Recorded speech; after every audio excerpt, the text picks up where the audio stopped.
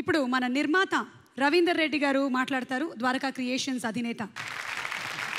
ఈ సినిమాకు ఒక ప్రొడ్యూసర్గా నేనేమన్నా మాట్లాడాలంటే ఏదైనా మాట్లాడచ్చు.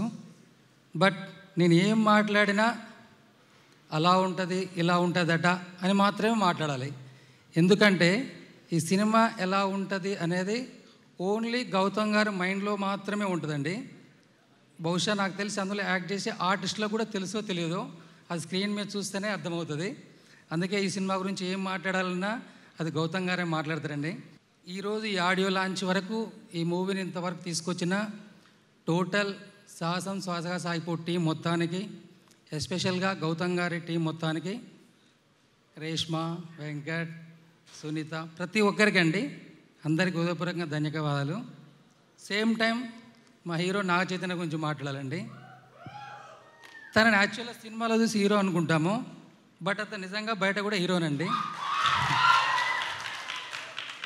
రెహమాన్ గారండి, బహుశా అతని గురించి మాట్లాడాలంటే కొంచెం లోపల షవరింగ్ స్టార్ట్ అవుతుంది. థ్యాంక్ యూ సార్, మీరు ఎస్పెషల్గా ఈ కార్యక్రమానికి వచ్చినందుకు.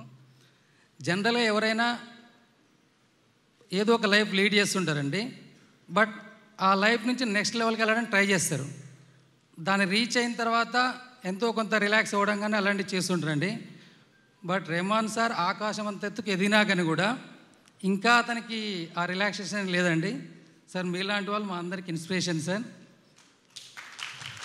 థ్యాంక్ యూ రవీందర్ రెడ్డి గారు. మొట్టమొదటిసారిగా నిర్మాతగా పరిచయం అవుతున్నటువంటి ఈ సందర్భంలో ఆయనకు కూడా మాట్లాడడానికి కొన్ని టెన్షన్స్ ఉన్నప్పటికీ చాలా నిజాయితీగా మనసు నుంచి మాట్లాడారు. Thank you.